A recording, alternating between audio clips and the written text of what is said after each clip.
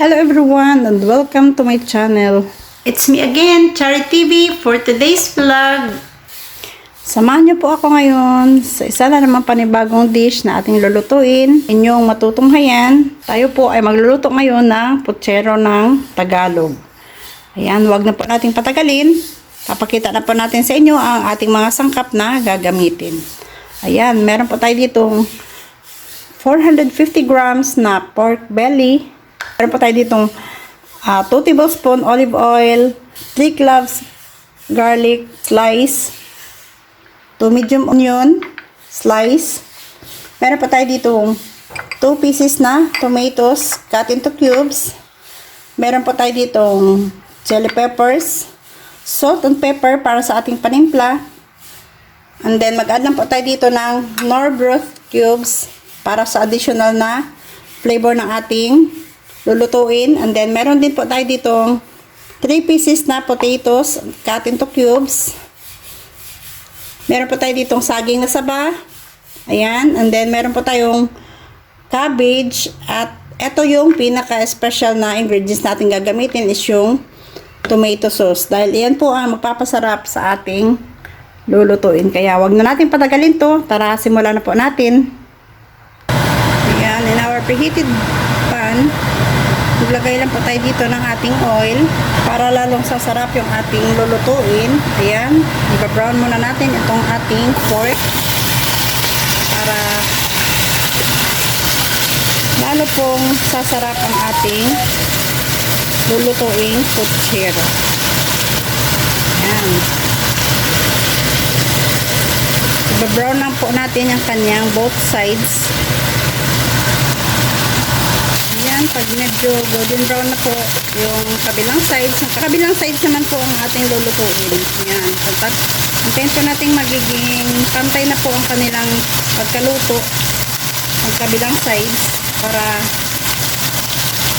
lalo pong sasarap ang ating lulutuin. At yan guys, kapag nakita na po natin na medyo golden brown na po yung kulay ng ating pork, hahangawin na muna natin ito sa ating oil.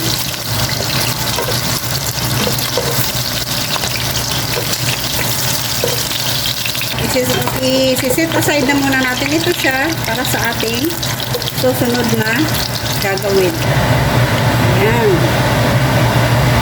At yan guys, in the same pan, dito na po tayo magigisa ng ating mga ingredients. Unahin po natin isote yung ating garlic. And then, pwede na din natin isunod yung ating onion.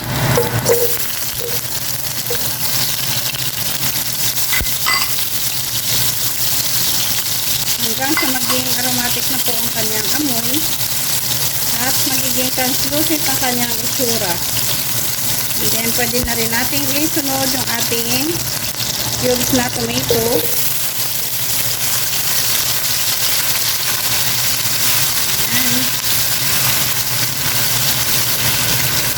Ang bango na po niya guys. Comment down below ka nga sa baba kung taga saang lugar ka para alam ko kung saan naabot ang video na ito. Ayan. Pag medyo luto na po yung ating tomato, pwede na natin isa itong ating piniritong pork.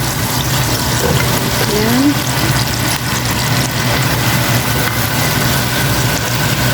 Para magkaroon na po siya ng lasa, mag-add na po tayo dito ng salt at pepper.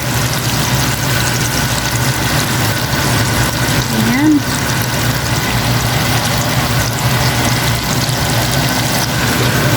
Ayan, mix natin para makombine po ang lahat ng ating ingredients.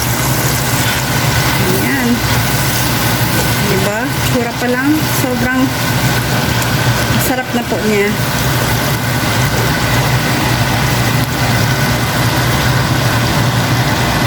And let it saute first for around 2 minutes para ma-absorb po ng pork ang ating mga ingredients. After 2 minutes, mag-add lang po tayo dito ng 1 liter na tubig para mailaga po natin yung ating pork at magiging soft hanggang sa magiging tender na po ang kanyang texture. Comment down below ka din sa baba kung anong dish po ba ang niluluto mo sa inyong pamilya at pwede din pambaon sa opisina. Ayan guys, habang inaantay po natin itong mag-simmer, pwede na tayo mag-add dito ng 1 pork broth cubes. And then, cover natin ito hanggang sa mag-simmer at mag-tender na po yung ating pork.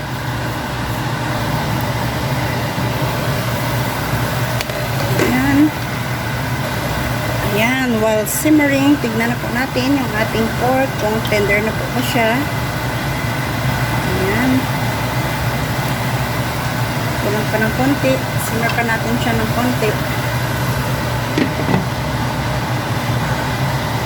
After a few minutes natin pagsisimmer, ayan. Tignan po natin kung malambot yung ating pork. Ayan. Tender na po yung ating pork. Pwede na natin ilagay yung sunod na nating mga ingredients. Unahin na po natin ilagay yung ating potato. At yung ating saging na sabaw. Ayan. Mas masarap po kapag maraming saging. Ayan siya guys. And then, simmer po natin ito ulit hanggang sa lumambot na rin yung ating bagong nilagay na mga ingredients. Kung nanonood ka pa rin hanggang sa ngayon, ibig sabihin, nagustuhan mo ang video na ito, kaya share mo na rin sa family mo para alam din po nila ang ganito. Ayan guys, Special na simmering, dish. pwede na tayo dito mag-add ng ating tomato sauce.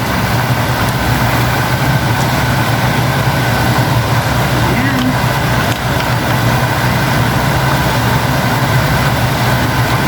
Siyempre, haluin po natin para mag-incorporate po ang lahat ng lasa sa ating niluluto. Ayan siya. And then, pwede na rin natin ilagay yung ating chili peppers. Ayan.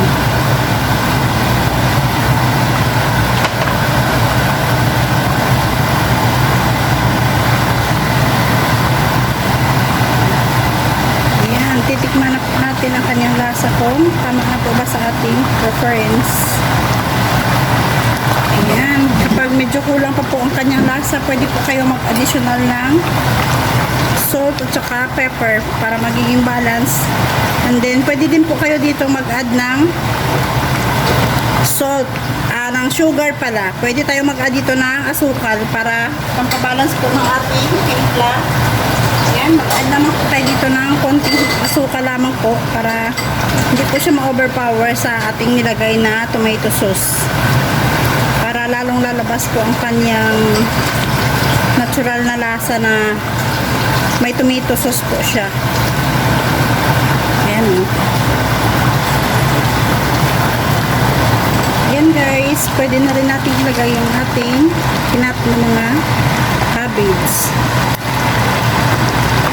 Ayan. Dahil nakalimutan ko po na dapat ikakat lang po siya into halves. Ayan, ikat ko na po siya into slice. So, sige lang. Ayan.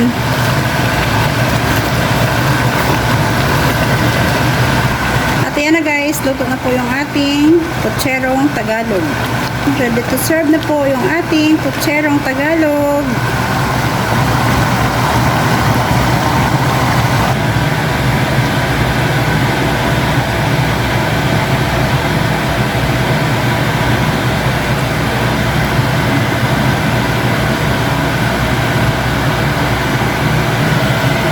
This is our final product of Putserong Tagalog. Ayan. Sa mga hindi pa po nakapag-subscribe, subscribe na po kayo sa aking channel and hit the notification bell para updated po kayo sa mga bago pa nating upload na mga videos. Thank you for watching. Bye!